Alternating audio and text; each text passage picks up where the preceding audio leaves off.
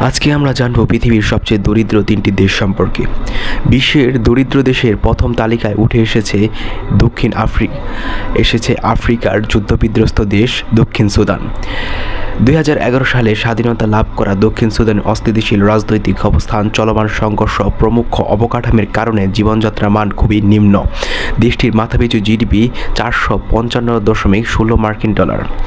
তালিকার দ্বিতীয় অবস্থানে থাকা বুরুন্ডি আফ্রিকার দেশ। এই দেশটি সুদানের মতোই দীর্ঘদিন ধরে গৃহযুদ্ধের সম্মুখীন। এছাড়াও দেশটির 80% মানুষ কৃষির উপর নির্ভরশীল। দেশটির মাথাপিছু জিডিপি 915.88 মার্কিন ডলার।